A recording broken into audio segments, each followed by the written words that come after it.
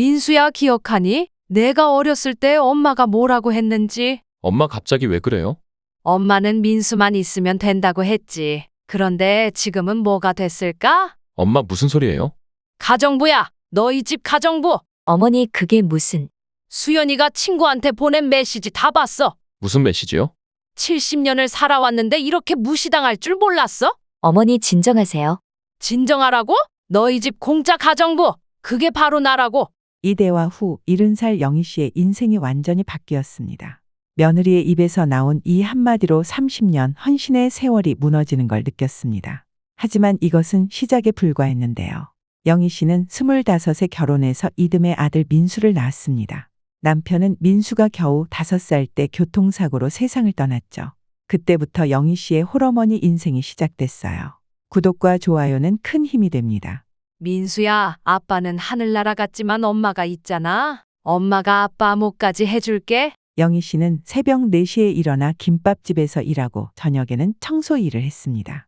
주말에는 식당에서 설거지를 하며 아들 하나 키우기 위해 쉬는 날 없이 살았어요. 민수야, 엄마가 늦어도 혼자 밥 잘 먹어야 해. 숙제도 스스로 하고. 네, 엄마? 엄마 힘들면 제가 도와줄게요. 고마워, 우리 아들. 엄마는 민수만 있으면 돼. 그렇게 25년을 아들 하나만 바라보며 살았습니다. 아들이 대학 졸업하고 좋은 직장에 다니며 결혼까지 하던 날이 영희 씨에게는 인생의 가장 행복한 순간이었습니다.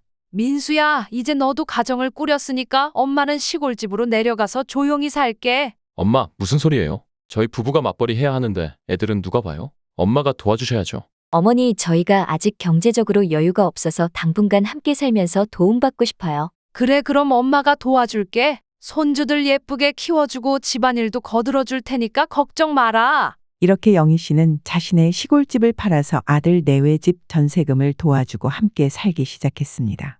그때만 해도 행복한 대가족의 꿈을 꾸고 있었거든요. 처음 몇 달은 정말 좋았습니다. 손주들과 함께하는 시간이 영희 씨에게는 꿈만 같았어요. 아들 민수는 회사 월급만으로는 생활이 빠듯해서 퇴근 후에 택시 운전까지 하며 고생했고, 며느리 수연 씨도 간호사로 3교대 근무를 하며 아침 일찍 나가서 저녁 늦게 들어왔죠. 지민아, 할머니가 맛있는 계란말이 해줄게. 지후야, 넘어지면 안 돼, 조심해. 할머니 배고파요. 그래, 할머니가 김치찌개 끓여줄게. 아빠, 엄마 들어올 때까지 기다려야지. 할머니가 해주는 밥이 제일 맛있어요. 그래? 그럼 할머니가 매일 맛있는 거 해줄게. 영희 씨는 새벽 5시에 일어나 아들 내외 도시락을 정성껏 싸주고 빨래를 돌리고 청소를 했습니다. 지민이와 지우가 일어나면 아침밥을 먹여주고 옷을 입혀서 어린이집에 데려다주고 다시 집에 와서 설거지와 정리를 했어요. 애들 점심때까지 어린이집에 있으니까 그동안 저녁 준비나 해놔야겠다. 오후에는 아이들을 데리러 가서 간식을 챙겨주고 놀아주고 저녁에는 아들 내외가 돌아올 때까지 따뜻한 밥을 준비해 놓았죠. 어머니, 오늘도 수고 많으셨어요. 뭘 그런 소리를 하니? 가족인데 당연한 거지. 엄마 정말 고마워요. 엄마 없으면 저희가 어떻게 살았을지. 손주들이 이렇게 예쁜데 뭘. 할머니가 더 행복해. 하지만 시간이 지날수록 뭔가 이상했습니다. 며느리의 감사 인사가 점점 형식적으로 변해갔고 표정도 예전만큼 밝지 않았거든요. 3개월이 지나자 작은 변화들이 시작됐습니다. 문제는 아주 작은 것부터 시작됐어요. 며느리 수연 씨가 점점 영희 씨가 하는 모든 일에 간섭하기 시작했거든요. 어머니, 애들 간식으로 과자 너무 많이 주지 마세요. 살쪄요. 아, 그래. 그럼 뭘 줘야 할까? 과일이나 견과류로 주세요. 요즘 애들 비만이 문제라고 하잖아요. 알겠어. 앞으로 그렇게 할게. 이런 일들이 하루에도 몇 번씩 반복됐습니다. 어머니, 청소기 돌릴 때 침실 구석구석 좀 해주세요. 먼지가 남아있어요. 아, 그랬구나. 다음부터 더 꼼꼼히 할게. 그리고 빨래도 나누어서 해주세요. 아이들 옷이랑 어른 옷이랑 따로요. 세제도 순한 걸로. 그래, 알겠어. 영희 씨는 며느리의 말에 순순히 따랐습니다. 가족을 위해서라면 뭐든 할 수 있다고 생각했거든요. 하지만 며느리의 요구는 점점 더 세세해졌어요. 어머니, 아이들 목욕시킬 때 물 온도를 정확히 재주세요. 너무 뜨거우면 안 돼요. 그래, 온도계로 재볼게. 그리고 밤에 애들 재울 때 스마트폰 보여주지 마세요. 블루라이트가 안 좋다고 해요. 알겠어. 동화책 읽어줄게. 그런데 정말 마음 아픈 일이 있었습니다. 수연아, 내가 용돈이 좀 필요한데. 어머니, 지금 저희가 경제적으로 빠듯해서요. 꼭 필요한 거면 민수 오빠한테 말씀하세요. 아니야, 그냥 됐어. 영희 씨는 자신이 낸 전세금으로 사는 집에서 용돈 한 푼 받지 못했습니다. 병원에 갈 때도 며느리 눈치를 봐야 했어요. 어머니 감기약은 약국에서 사서 드세요. 병원비가 아까워요. 그래, 알겠어. 점점 영희 씨는 집에서 손님 같은 기분이 들기 시작했습니다. 그런데 정말 충격적인 일이 벌어졌습니다. 운명의 그날은 평범한 화요일이었어요. 어느 날 며느리가 급하게 나가면서 핸드폰을 거실 테이블에 깜빡 두고 갔는데 친구에게서 카톡이 계속 왔거든요. 수연이가 핸드폰을 안 가져갔네. 급한 일일 수도 있는데. 영희 씨가 메시지를 확인하려고 핸드폰을 들었는데 그만 화면이 켜지면서 대화창이 보였습니다. 처음에는 눈을 돌리려고 했지만 자신의 이름이 보여서 무의식적으로 읽게 됐어요. 며느리 친구가 물어본 거예요. 시어머니랑 같이 사는 거 어때? 힘들지 않아? 솔직히 말하면 집에 가정부 아줌마 한 명 있다고 생각해. 공짜로 애 봐주고 집안일 해주니까 편하긴 한데 가끔 잔소리가 좀 거슬려. 그래도 시어머니잖아. 뭐 어쨌든 우리가 돈 안 들이고 애 맡길 수 있으니까 좋은 거 아니야? 나중에 경제적으로 여유 생기면 따로 살 거야. 근데 시어머니가 전세금도 대줬다면서? 그건 그거고 이건 이거지. 어차피 나중에 상속받을 돈이잖아. 영희 씨는 그 순간 온몸이 얼어붙었습니다. 가정부 아줌마라고? 내가 가정부 아줌마라고? 3년 동안 손주들을 키우고 집안일을 도맡아 하면서 받은 평가가 가정부 아줌마였습니다. 더 충격적인 건 그 다음 메시지였어요. 사실 시어머니가 우리 집 전세금 대준 거 고맙긴 한데 그렇다고 평생 모셔야 하는 건 아니잖아. 나중에 요양원 보내든지 해야지. 그런데 괜찮아? 시어머니가 알면 섭섭하실 텐데? 뭘 알겠어? 어르신들은 눈치도 없고 그냥 우리가 잘해주는 줄만 알아. 영희 씨는 그 자리에 주저앉고 말았습니다. 손에서 핸드폰이 떨어졌고 온몸이 떨렸어요. 내가 눈치도 없다고? 3년 동안 내가 뭘 했는데? 그때 아이들이 어린이집에서 돌아왔습니다. 할머니 왜 울어요? 할머니가 울었나? 괜찮아, 치민아? 할머니 얼굴이 빨개요? 할머니가 좀 아파서 그래. 괜찮아. 영희 씨는 아이들 앞에서 울지 않으려고 애썼지만 눈물이 계속 났습니다. 그날 밤 영희 씨는 잠을 이룰 수 없었습니다. 새벽 3시까지 잠이 오지 않았어요. 내가 뭘 한 거지? 내 집 팔아서 전세금 보태주고 손주들 키워주고 밥 해주고 빨래 해주고 그런데 가정부 아줌마라고? 영희 씨는 지난 3년을 하나하나 떠올렸습니다. 며느리가 자신을 대하는 태도가 언제부터 달라졌는지, 친구들에게 시어머니 자랑 한 번 안 하는 것, 아들한테 엄마 고생한다고 한마디 안 하는 것, 모든 것들이 생각났죠. 그동안 내가 바보였구나. 정말 바보였어. 영희 씨는 화장실 거울을 보며 자신에게 물었습니다. 내가 이렇게 무시당하면서 살아야 하나? 내 인생이 이게 다인가? 70살인데 아직도 눈치 보며 살아야 하나? 새벽 5시가 되자 영희 씨는 평소처럼 일어나서 도시락을 쌌습니다. 하지만 마음은 이미 결정이 난 상태였어요. 다음 날 아침 영희 씨는 결심했습니다. 며느리가 출근하고 난 후 아들에게 이야기하기로 했어요. 민수야, 잠깐 이야기 좀 하자. 네, 엄마 무슨 일이에요? 너희들 따로 살았으면 좋겠다. 갑자기 왜 그러세요? 무슨 일 있어요? 수연이가 나를 가정부 아줌마라고 하더라. 엄마 그게 무슨 말이에요? 수연이가 언제 그런 말을? 핸드폰 메시지 봤어. 친구한테 시어머니는 가정부 아줌마 같다고 했어. 공짜로 애 봐주고 집안일 해주니까 편하다고. 그거 오해일 거예요. 수연이가 그런 뜻으로 한 말이 아닐 텐데. 오해? 3년 동안 내가 뭘 했는데 오해야? 엄마 화내지 마세요. 제가 수연이한테 이야기해 볼게요. 이야기해? 뭘 이야기해? 이미 친구들한테 다 말했는데? 아들 민수는 끝까지 아내를 감쌌습니다. 엄마 수연이도 직장 다니느라 스트레스 받고 힘드니까 이해해 주세요. 나더러 이해하라고?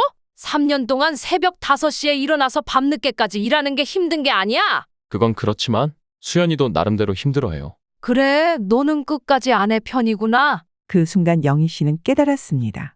아들에게도 자신은 그저 편리한 존재일 뿐이라는 것을, 아들도 결국 아내가 더 소중하다는 것을.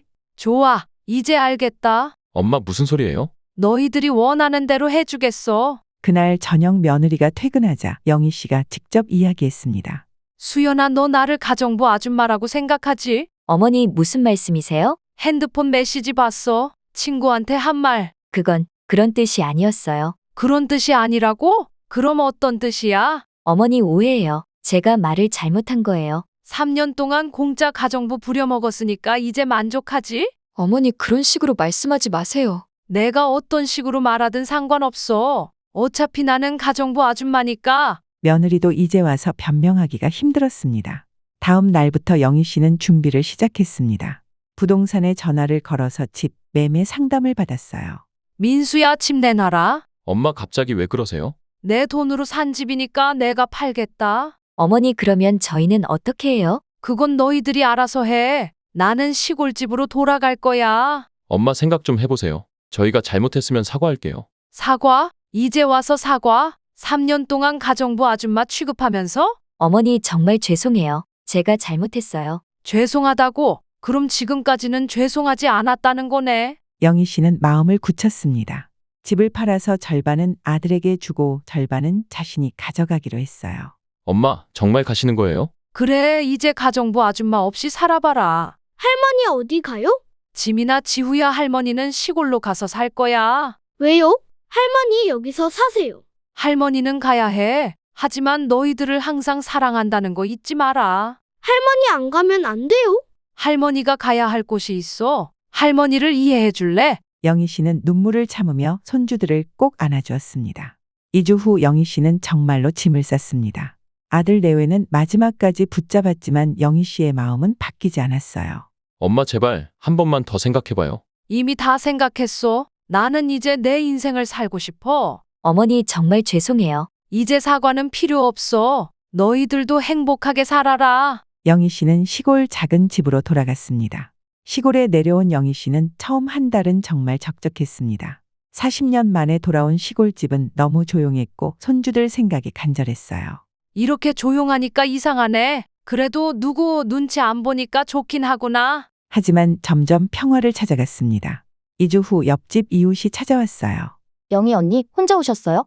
네, 이제 혼자 살기로 했어요. 아들 내외랑 무슨 일 있었어요? 그냥 따로 사는 게 나을 것 같아서요. 영희 언니, 우리 마을 합창단 같이 해요. 매주 화요일마다 모여요. 합창단이요? 저는 노래를 잘 못 부르는데. 괜찮아요. 다 처음엔 그래요. 같이 해요. 영희 씨는 합창단에 가입했습니다. 처음엔 어색했지만 점점 재미를 느끼기 시작했어요. 이렇게 함께 노래하니까 기분이 좋네요. 영희 언니 목소리 좋으세요. 정말요? 오랜만에 노래해보니까 신나네요. 합창단뿐만 아니라 텃밭도 가꾸기 시작했습니다. 서예 교실에도 다니고 마을 봉사활동에도 참여했어요. 호박이 이렇게 잘 자랐네. 상추도 싱싱하고. 영희 언니 손재주가 좋으세요. 오랜만에 흙을 만지니까 마음이 편해져요. 한편 서울에서는 아들 내외가 영희 씨의 빈자리를 절절하게 실감하고 있었습니다. 오빠 애들 어린이집 데려다 줄 사람이 없어요. 내가 오늘은 늦게 출근할게. 그럼 저는 일찍 퇴근해서 애들 데려올게요. 이렇게 하면 우리 둘 다 직장에서 눈치 보이는데. 그래도 어쩔 수 없잖아요. 집안일도 애들 돌보는 것도 모든 게 힘들어졌습니다. 첫 주부터 문제가 터졌어요. 아빠 배고파요. 아빠가 라면 끓여줄게. 할머니가 해준 김치찌개가 먹고 싶어요. 할머니는 시골에서 살고 계셔? 언제 와요? 글쎄, 아빠도 잘 모르겠어? 아이들도 할머니를 그리워했습니다. 밤마다 할머니를 찾으며 울었어요. 엄마, 할머니 전화번호 알려주세요. 지민아 할머니는 지금 바쁘셔. 할머니가 왜 안 와요? 할머니가 우리 싫어해요? 아니야 할머니가 너희들을 싫어하실 리가 없어. 며느리도 아이들 질문에 대답하기가 힘들었습니다. 일주일이 지나자 정말 큰 문제가 생겼습니다. 여보 회사에서 야근해야 한다는데 어떡하지? 나도 오늘 방근무인데 그럼 애들은? 베이비시터를 부르든지 아니면 오빠가 야근을 안 하든지. 중요한 프로젝트인데 어떻게 야근을 안 해? 결국 비싼 돈을 주고 베이비시터를 불러야 했습니다. 하루에 15만 원이에요. 15만 원이요? 급하게 부르신 거라 야간 수당이 포함된 거예요. 한 달이면 300만 원이 넘네? 어머니가 계셨을 때는 이런 걱정이 없었는데. 한 달이 지나자 아들 민수의 생각이 바뀌기 시작했어요. 여보, 솔직히 엄마가 없으니까 너무 힘들어. 엄마가 얼마나 우리를 도와주셨는지 이제 알겠어? 저도 어머니한테 미안해요. 우리가 엄마를 당연하게 생각했구나. 엄마도 한 사람인데 말야. 제가 너무 심했죠. 어머니를 가정부 아줌마라고 생각했다니. 그때 왜 그런 말을 했어? 스트레스 받아서 변명의 여지가 없어요. 며느리 수연 씨도 점차 변화했습니다.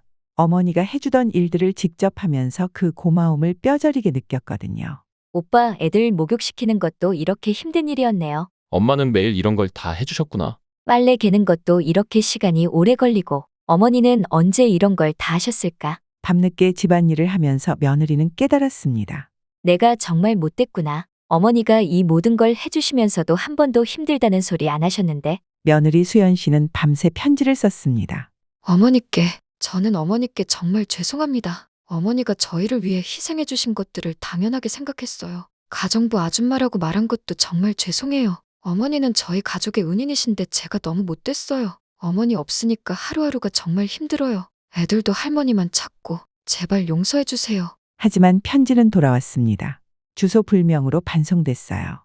어머니가 주소를 바꾸셨나 봐요. 엄마한테 연락해볼까? 어머니가 받으실까요? 아들은 어머니께 안부 전화를 걸었지만 민수야, 너희들 잘 살고 있지? 네, 엄마? 엄마는 어떠세요? 나는 좋아. 여기서 평화롭게 잘 살고 있어. 엄마 다시 올라와서 같이 사실래요? 수연이도 정말 반성하고 있어요. 아니야, 나는 여기가 좋아. 너희들도 이제 다 할 수 있을 거야. 엄마 저희가 정말 잘못했어요. 엄마 없으니까 애들도 계속 엄마만 찾고 저희도 너무 힘들어요.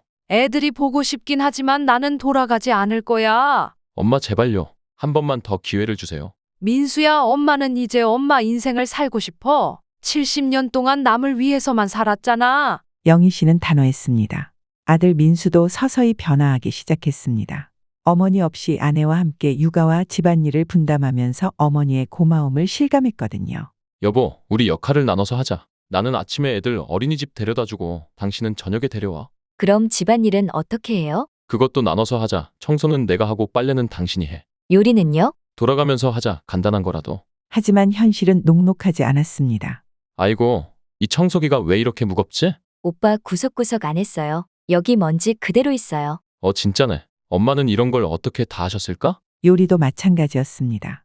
계란 후라이가 왜 이렇게 타지? 불 조절을 해야죠. 엄마는 계란 후라이도 정말 맛있게 해주셨는데. 아빠 이거 맛없어요. 미안, 아빠가 아직 서툴러서. 할머니 계란 후라이가 제일 맛있어요. 매일매일이 전쟁 같았습니다. 오빠 애들이 밤에 계속해서 울어요. 할머니를 찾는 거겠지? 어떻게 달래야 할지 모르겠어요. 우리가 할머니 역할을 다 할 수는 없으니까. 3개월이 지나자 아들은 완전히 달라졌습니다. 엄마가 얼마나 대단한 분이었는지 이제야 알겠어. 새벽 5시에 일어나서 우리 도시락 싸주고 애들 돌보고 집안일하고 정말 슈퍼맨이셨어. 맞아요. 저는 그동안 정말 바보였어요. 우리가 엄마께 너무 큰 죄를 지었어. 6개월이 지나자 뜻밖의 일이 벌어졌습니다. 아빠 할머니한테 편지 쓸 거예요? 편지를? 내 할머니 보고 싶어요. 지민이가 서툰 글씨로 편지를 썼습니다. 할머니 보고 싶어요. 할머니가 해주신 밥이 제일 맛있었어요. 할머니한테 가고 싶어요. 할머니 사랑해요. 지민이가. 지우도 그림을 그려서 보냈어요. 이거 할머니 그림이에요. 할머니 웃고 있어요. 아들이 아이들 편지를 가지고 시골로 갔습니다. 민수야, 왜 왔니? 애들이 편지를 썼어요. 편지를? 영희 씨는 편지를 읽으며 눈물을 흘렸습니다. 얘들아, 할머니도 너희들 보고 싶어. 엄마, 애들이 할머니를 너무 그리워해요. 나도 그래. 하지만 갈 수는 없어. 그럼 애들이 여기로 놀러 와도 될까요? 그래, 한번 놀러 와라. 며칠 후 손주들이 아빠와 함께 시골로 왔습니다. 할머니. 지민아, 지후야 많이 컸네. 할머니 여기서 뭐 해요? 할머니는 텃밭도 가꾸고 노래도 부르고 재미있게 살고 있어. 우와, 할머니 집 정말 예뻐요. 그치? 할머니가 꽃도 심고 채소도 키워. 할머니 우리도 여기서 살고 싶어요. 너희들은 서울에서 학교 다녀야지. 그럼 할머니가 서울로 와요? 할머니는 여기가 좋아. 아들 민수는 어머니의 달라진 모습을 보고 놀랐습니다. 엄마 정말 건강해 보이세요. 표정도 밝아지셨고. 그래, 마음이 편하니까 몸도 좋아졌어. 엄마 정말 죄송해요. 저희가 엄마를 너무 힘들게 했네요. 이제 와서 그런 소리 하지 마라. 엄마 저희가 정말 잘못했어요. 엄마 없이 살아보니까 엄마가 얼마나 소중한 분인지 알겠어요. 그래, 이제 알았으면 됐어. 하지만 영희 씨는 손주들이 방학 때마다 시골로 놀러 오라고 했습니다. 여름 휴가 때 한 주 정도 놀러 와. 할머니가 맛있는 것도 해주고 계곡에도 데려가 줄게. 정말요? 너무 좋아요. 그래, 약속. 시골에서 1년이 지나자 영희 씨는 완전히 달라졌습니다. 영희 언니, 요즘 표정이 정말 좋아 보여요. 그래요. 마음이 편해서 그런가 봐요. 합창단 공연도 잘하고 텃밭 가꾸는 것도 보람찰 것 같고. 맞아요. 이렇게 내가 하고 싶은 일 하면서 사는 게 이렇게 좋은 줄 몰랐어요. 영희 씨는 마을 어르신들과 등산도 다니고 독서 모임도 참여했습니다. 영희 언니, 우리 마을 경로당에서 요리 교실 하는데 같이 해요. 요리 교실이요? 젊은 사람들한테 전통 요리 가르쳐 주는 거예요. 영희 언니 요리 솜씨가 좋으니까. 그것도 재미있겠네요. 영희 씨는 마을 청년들에게 요리를 가르쳐주며 새로운 보람을 찾았습니다. 할머니 김치 담그는 법 좀 알려주세요. 그래, 할머니가 알려줄게. 먼저 배추를 이렇게 해. 우와, 정말 맛있겠어요. 옛날 방식이 제일 맛있어. 젊은 사람들이 할머니라고 부르며 존경해주자 영희 씨는 정말 행복했습니다. 평생 남을 위해서만 살았는데 이제 나를 위해 사니까 이렇게 행복하네. 영희 언니 얼굴이 정말 환해졌어요. 아무도 나를 가정부 아줌마라고 안 불러주니까 기분이 좋아요. 어머, 그런 소리를 들으셨어요? 며느리가 그랬어요. 그래서 나왔죠. 아이고, 속상하셨겠어요? 처음엔 속상했는데 지금 생각해보니까 잘한 일 같아요. 어느 날 영희 씨는 비슷한 처지의 분을 만났습니다. 저도 며느리 때문에 고생하다가 나왔어요. 그래요? 어떤 일이 있으셨어요? 10년 동안 손주 키워주고 집안일 도맡아 했는데 며느리가 친정어머니만 챙기더라고요. 아이고, 그러셨구나. 명절 때도 친정 먼저 가고 용돈도 친정어머니만 드리고 저는 완전히 뒷전이었어요. 정말 속상하셨겠어요. 영희 언니는 용기가 있으셔서 좋겠어요. 저는 아직도 미련이 남아서. 언니도 이제 언니 인생 사세요. 우리 나이에 뭘 더 참고 살아요. 그러게요. 이제 70인데 언제까지 눈치 보며 살겠어요. 두 분은 서로 위로하며 좋은 친구가 되었습니다. 순이 언니도 우리 합창단 들어와요. 저도 할 수 있을까요? 물론이죠. 함께 해요. 영희 씨는 순이 언니뿐만 아니라 마을의 많은 분들과 좋은 관계를 맺었습니다. 박 어르신과도 좋은 친구가 되었어요. 영희 씨, 우리 단합대회에 같이 가실래요? 단합대회요? 네, 마을 어르신들 모임이에요. 등산도 하고 노래자랑도 하고. 좋네요. 같이 가요. 박 어르신과 영희 씨는 종종 함께 등산을 하고 마을 행사에도 함께 참여했습니다. 영희 씨가 오시니까 마을이 더 활기차졌어요. 감사해요. 저도 여기 와서 정말 행복해요. 한편 서울에서는 아들 내외가 계속 변화하고 있었습니다. 여보, 우리 엄마한테 용돈이라도 드려야 하는 거 아냐? 맞아요. 어머니가 우리 전세금도 대주셨는데. 매달 조금씩이라도 보내드리자. 그럼 50만 원씩 보내드릴까요? 그래, 그렇게 하자. 아들은 어머니께 용돈을 보내기 시작했고 며느리도 명절마다 안부 인사를 드렸습니다. 어머니 건강하게 잘 지내세요? 저희가 정말 죄송해요. 그래, 너희들도 건강해라. 어머니, 애들이 할머니 보고 싶어해요. 나도 애들 보고 싶어. 방학 때 보내라. 하지만 영희 씨는 다시 함께 살 생각은 없었습니다. 엄마 정말 안 올라오실 거예요? 당연하지. 여기가 좋아. 저희가 바뀌었어요. 정말로. 그래, 너희들이 바뀐 건 좋은 일이야. 하지만 나는 여기서 살 거야. 며느리도 직접 시골로 내려가서 사과했습니다. 어머니 정말 죄송해요. 제가 너무 못됐어요. 이제 그런 이야기 하지 마라. 어머니, 다시 같이 살면 안 될까요? 수연아, 너는 너대로 잘 살고 나는 나대로 잘 살자. 어머니, 원망하지는 않아. 하지만 나는 이제 내 길을 갈 거야. 여름 휴가 때 손주들이 시골에 왔습니다. 할머니, 여기 정말 좋아요. 그래? 할머니랑 계곡에 가볼까? 내일 빨리 가요, 빨리. 손주들과 보낸 일주일은 정말 행복했습니다. 할머니, 왜 서울 안 와요? 할머니는 여기가 편해서. 우리 때문에 안 오는 거예요? 아니야. 할머니는 여기서 하고 싶은 일이 많아. 어떤 일이요? 텃밭도 가꾸고 노래도 부르고 요리도 가르쳐주고. 할머니가 행복하면 저희도 좋아요. 8살이 된 지민이는 할머니의 마음을 조금씩 이해하기 시작했습니다. 할머니, 저희가 크면 할머니 보러 자주 올게요. 그래, 할머니가 기다릴게. 할머니 사랑해요. 할머니도 지민이 많이 사랑해. 영희 씨는 마을에서 없어서는 안 될 뿐이 되었습니다. 영희 언니, 마을 부녀회장 맡아주세요. 부녀회장이요? 네, 영희 언니가 제일 적임자세요. 제가 할 수 있을까요? 물론이죠. 모든 분들이 영희 언니를 좋아하세요. 영희 씨는 마을 부녀회장이 되어서 여러 활동을 주도했습니다.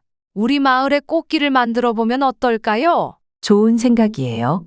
관광객들도 많이 올 것 같고. 영희 언니, 아이디어가 정말 좋아요. 영희 씨의 제안으로 마을에 코스모스 길이 생겼고 많은 관광객들이 찾아왔습니다. 여기 정말 예쁘네요. 우리 마을 주민들이 다 함께 만든 거예요. 대단하세요. 감사합니다. 2년이 지난 지금 영희 씨는 이렇게 말합니다. 내가 너무 오랫동안 잘못 살았어. 자식을 위해 나를 희생하는 게 사랑인 줄 알았는데 그게 아니더라고. 나 자신을 사랑하고 내 행복을 찾는 것도 중요해. 가족이라고 해서 무조건 참고 희생할 필요는 없어. 존중받지 못하는 관계라면 과감히 정리하는 것도 용기야. 영희 언니 말이 맞아요. 우리도 우리 인생에 있는 거잖아요. 맞아요. 나이 들어서도 새로운 시작을 할 수 있다는 걸 깨달았어요. 영희 언니 덕분에 저도 새로운 활력을 찾았어요. 우리 모두 서로에게 좋은 영향을 주고 있는 것 같아요. 영희 씨의 이야기는 우리에게 큰 교훈을 줍니다. 가족이라는 이름으로 무조건적인 희생을 강요받을 필요는 없다는 것. 나이가 들어서도 자신의 행복을 추구할 권리가 있다는 것. 진정한 사랑은 서로를 존중하는 것에서 시작된다는 것. 때로는 거리를 두는 것이 서로에게 더 좋을 수 있다는 것. 새로운 환경에서 새로운 사람들과 새로운 관계를 맺는 것이 얼마나 소중한지.